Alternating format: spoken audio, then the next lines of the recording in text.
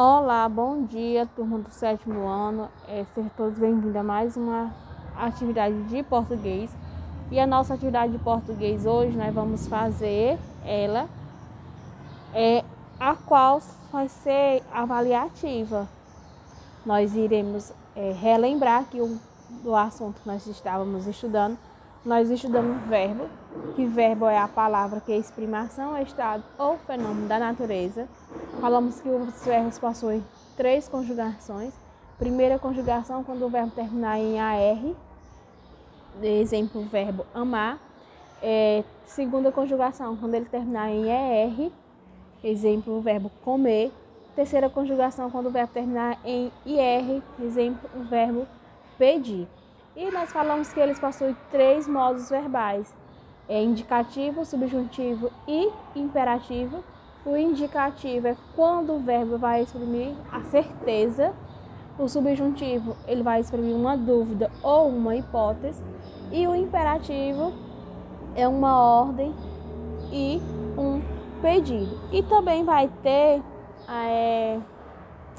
falando dos advérbios, é a palavra que acompanha o substantivo, não é isso? Os advérbios, eles podem ser de modo, tempo, lugar, intensidade, de negação e as locuções adverbiais. Na nossa primeira questão, nós vamos ler essa tirinha para responder as seguintes perguntas. Aí diz assim: Senhor, o soldado se recusa a perder peso. Enterre-o no formigueiro. Isso não vai funcionar. Ele vai chorar, comer todas as formigas. Jogue-o no porão, também não dá. Ele come todos os besouros e ratos. Sei de um lugar onde ele não vai comer nada.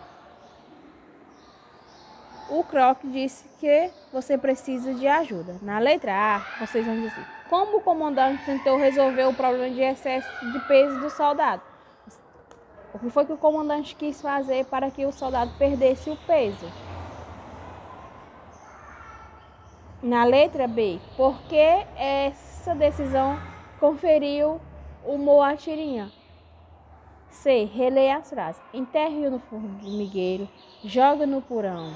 Aí tem os verbos: enterre, que está bem em destaque, enterre, e jogue. Nessas frases, esses 2 verbos, eles indicam ação certa, uma hipótese ou uma ordem. Aí você vai escolher um e colocar. Nesse caso, qual foi o modo verbal empregado? Aí vocês vão dizer se ele está no modo indicativo, subjuntivo ou imperativo. Dependendo da resposta que vocês colocar aqui. Se você disser que ele exprime uma certeza, vai ser indicativo. Se for uma hipótese, vai ser um subjuntivo. Se for uma ordem, ele é imperativo. Na segunda, tem as frases, nós vamos ler, nós vamos ficar atentos às formas verbais. Quais as formas verbais? Eles possuem 3 formas verbais, não foi? Dormi o dia todo ontem. É provável que o time de futebol tenha ganhado. Talvez seu pai venha mais cedo do trabalho. Irei para a casa de minha avó. Minha mãe anda cansada depois da cirurgia. Duvido que você consiga me imitar. As formas verbais são 3. Tem o infinitivo, o particípio e o gerúndio. Que frases dão ideia de algo que vai acontecer com certeza? Aí vocês vão colocar. Aí vão pegar as frases e repitam. Letra B. E quais transmite incerteza? O que não tem a certeza que vai se realizar? Qual vai ser? A terceira questão, nós vamos ler as frases. Nós vamos circular somente os verbos das frases. Letra A. Os meninos brincam com a bola. B. Papai me chamou para passear no parque. C. Entrei e falei com o diretor. D. Ao sentir as patas, o lobo correu. E. Tu és forte, és corajoso e conheces tudo. E a quarta questão, nós vamos ler o texto e depois responder as alternativas. Muluque, o Deus Supremo, cavou 2 buracos na superfície da terra e deles tirou 2 criaturas vivas que examinou com atenção. Ambas tinham pele nua e lisa, erguiam-se sobre os membros inferiores e olhavam seu Criador como se esperassem ordem. Eis o homem e a mulher, exclamou Muluque, satisfeito. Agora retire do texto, nós vamos tirar verbos. Na primeira conjugação, quando ele terminar em AR. Na segunda, quando tiver em ER. E terceira conjugação, quando tiver em IR, viu? Lembrando que eles só aparecem conjugados no texto. Quinta. Não me diga que ele está fora, porque que ele está dentro. Ok, não posso mentir para o ganhador. Ele está debaixo. Aí, na tirinha, as palavras. Na tirinha, que palavras indicam onde ele está? Aqui, a quinta questão, nós já vamos começar a falar de verbo. Essas palavras dá a ideia de quê? Dá a ideia de afirmação, dúvida, intensidade, lugar ou tempo. Na sexta, nós vamos fazer a relação da primeira coluna com a segunda. Nós vamos primeiro, negação, tempo, dúvida, intensidade, lugar.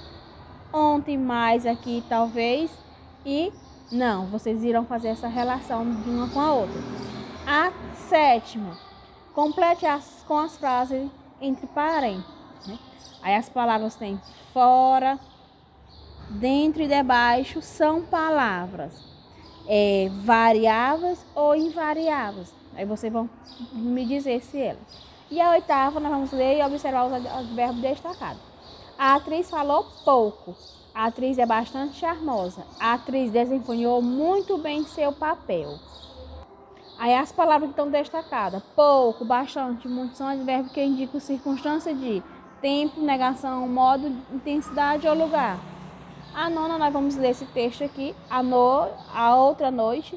Outro dia fui a São Paulo e resolvi voltar à noite. Uma noite de vento, sol e chuva. Tanto lá como aqui. Quando vinha para casa de táxi, encontrei um amigo e trouxe até Copacabana. E contei a ele que lá em cima, além das nuvens, estava um lugar lindo, de lua cheia. E que as nuvens feias que cobriam a cidade eram vistas de cima em luaradas, colchões de sonho, alvas, uma paisagem real. Depois que o meu amigo desceu do carro, o chofer aproveitou um sinal fechado para voltar-se para mim. O senhor vai desculpar. Eu estava aqui a ouvir sua conversa, mas tem mesmo luar lá em cima? Confirmei, sim, acima da nossa noite preta e enlamaçada e torpece havia uma outra, pura, perfeita e linda. Mas que coisa! Ele chegou a pôr a cabeça fora do carro para olhar o céu fechado de chuva. Depois continuou guiando,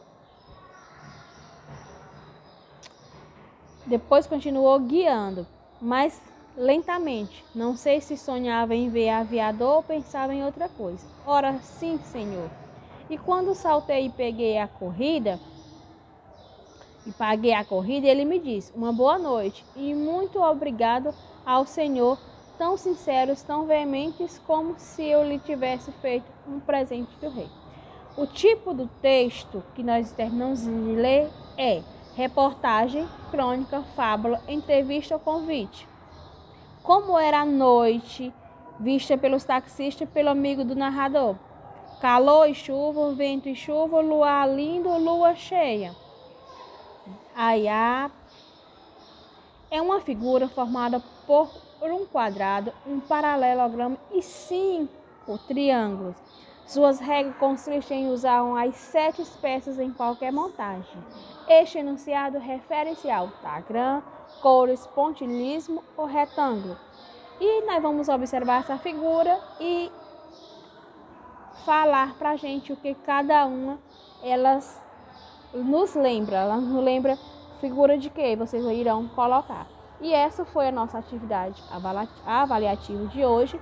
Tenham todos um bom dia e uma ótima atividade.